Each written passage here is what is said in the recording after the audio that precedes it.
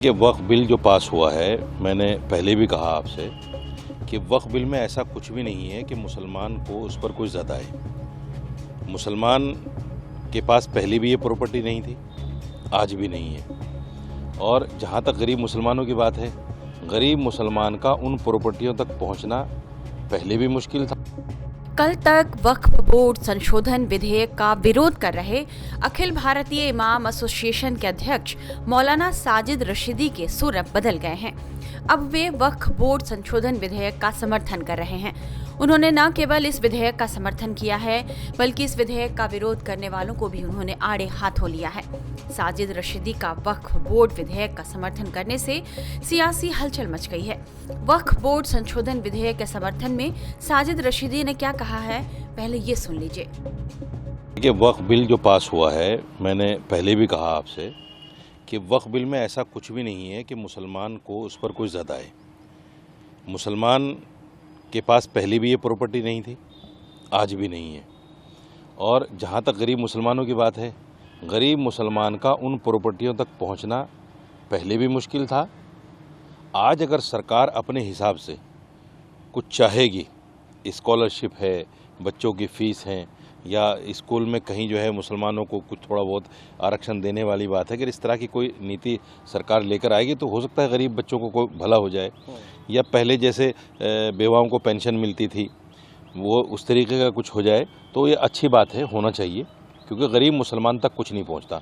जो बड़े धन्ना सेठ हैं, जैसे मैं कई बार कह चुका हूँ इस बात को, जो धन्ना सेठ लोग हैं, जो बड़े लोग हैं, उन्हीं के पास सारी प्रॉपर्टीज़ हैं।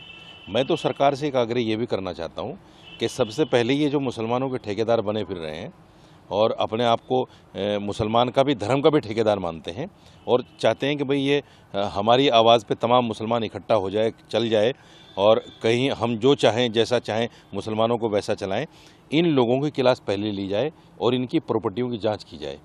इनकी प्रॉपर्टियाँ कहाँ कहाँ हैं, कैसे कैसे हैं, और वक्फ की जितनी प्रॉपर्टी हैं पहले टाइम में इनसे ये प्रॉपर्टी ली जाए, या इनसे जो सर्किल रेट का किराया है वो किराया इनसे लिया जाए। क्योंकि जो भी जमीयत के पास, जमीयत एक है, उसके अध्यक्ष दो हैं और दोनों के पास बड़ी बड़ी जगहें हैं, उन दोनों के पास से वो जगह ली जाए या सर्किल रेट के हिसाब से उनका किराया लिया जाए। अगर किराया होगा उस जगह पर तो 20 लाख रुपए किराया आएगा महीने का, ये कम बात नहीं है। दिल्ली के जो इमाम हैं, इमामों को वक्त पर सैलरी नहीं मिल पाती क्योंकि वक्फ की इतनी आमदनी नहीं है। अगर ये लोग किराया देंगे सर्किल रेट के हिसाब से, तभी तो आमदनी बढ़ेगी वक्फ बोर्ड की और तभी वो इमामों को सैलरी मिल पाएगी। लेकिन ये लोग चाहते ही नहीं, ये जानबूझकर कब्जा करते हैं। तो सरकार जो है सबसे पहले इन लोगों पर, या पर्सनल बोर्ड के जितने लोग हैं, असदुद्दीन अवैसी हैं और एक जनरल सेक्रेटरी हैं, मैं नाम जहन से निकल गया, उनको राजस्थान में उनके बड़े बड़े मेडिकल कॉलेज हैं जो वक्फ बोर्ड की जगहों पर हैं। उनसे बाकायदा इनका डोजियर तैयार किया जाए और इनसे पूछा जाए कि भाई आप मुसलमानों के हितैषी बनते हो, मुसलमानों के ठेकेदार बनते हो, उनका तो हक खाए आप बैठे हुए हो और इल्ज़ाम लगा रहे हो सरकार के ऊपर। सरकार तो इन प्रॉपर्टी को निकालना चाह रही है, आप इन पर कब्जा करे बैठे हो। ये सारी जो हाय हुल्ला है, सारा जो ड्रामा है मुसलमानों को एकजुट करने का, ये सिर्फ और सिर्फ अपनी प्रॉपर्टी बचाने के लिए है। सरकार इसको पहली फुर्सत में देगी। वक्फ बिल के समर्थन में बोलते हुए साजिद रशीदी ने कांग्रेस और समाजवादी पार्टी की भी जमकर आलोचना की। कांग्रेस ने 65 साल रूल किया है हिंदुस्तान में। 65 साल एक आदमी की पूरी ज़िंदगी होती है। इन 65 सालों में मुसलमानों को कांग्रेस ने क्या दिया, मुझे बता दें 5 काम कि हमने मुसलमानों को ये दे दिया। सिवाय इसके कि नौकरियों में जो हमारा रेशियो था आज़ादी के बाद में, या पार्लियामेंट और विधानसभा में जो हमारा रेशियो था, वो घटकर 0 पे आ गया। उन 65 सालों में ये दिया है।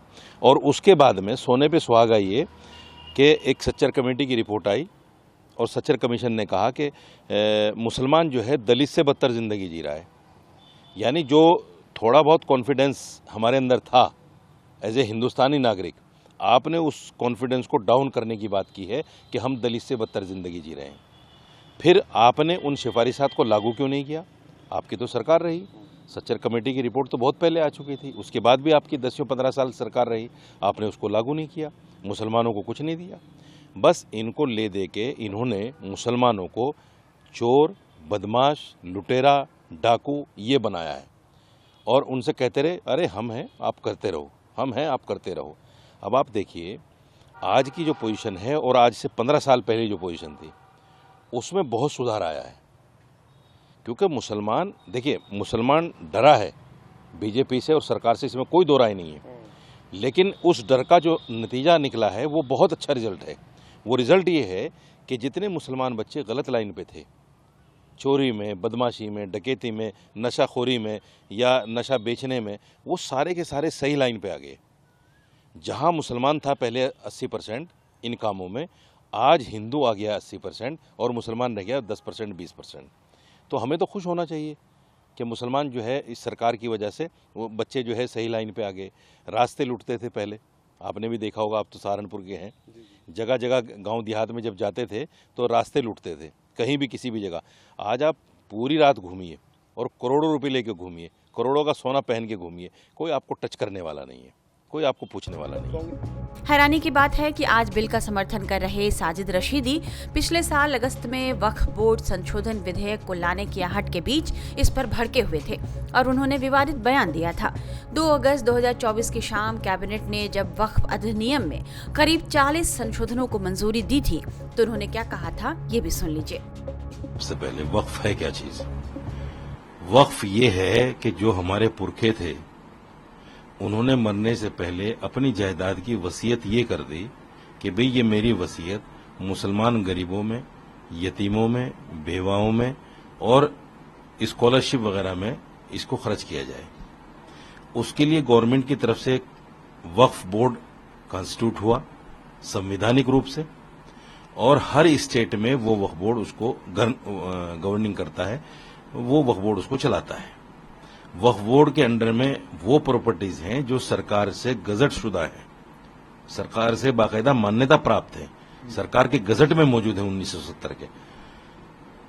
दिक्कत क्या है, मुसलमान खामोश है, मुसलमान आवाज नहीं उठा रहा है। हमारी सैकड़ों हजारों प्रॉपर्टियां केंद्र सरकार के पास, दिल्ली सरकार के पास, स्टेट सरकारों के पास, केंद्र एजेंसियों के पास, रेलवे है, डीडी है, फला है, उन सब के पास है हजारों प्रॉपर्टी। और वो ऐसी प्रॉपर्टी हैं प्राइम लोकेशन पे, अगर उनका सिर्फ किराया ही मुसलमानों को मिल जाए, वक्फ बोर्ड को मिल जाए, तो वो कई हजार करोड़ होता है साल में, यानी एक भी मुसलमान गरीब नहीं बचेगा। इनको डर ये है कि जिस दिन मुसलमान जाग गया और मुसलमान ने अपनी प्रॉपर्टी सरकारों से वापस लेना शुरू कर दी तो सरकारों का क्या होगा, इसलिए ये इस तरह की बातें करते हैं। इसमें 2 चीजें और मैं ऐड करना चाह रहा हूं। एक तो ये कि जब से सरकार बनी है 10 साल हो गए, ये तीसरा टर्म शुरू हो गया, सिर्फ मुसलमानों के लिए बिल आ रहे हैं।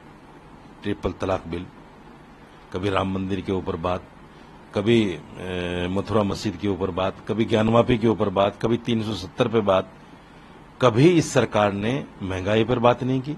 अभी बजट पेश हुआ हाल ही में, महंगाई को रोकने के लिए कदम नहीं उठा रहे।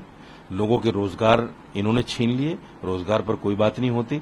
जो आर्मी का एक अच्छा शेड्यूल पहले से चलता आ रहा था उसको 4 साल पे लाके खड़ा कर दिया। यानी इस तरह की स्कीम ला रहे हैं जो रोजगारों को, कारोबारों को और भी खत्म कर रही हैं।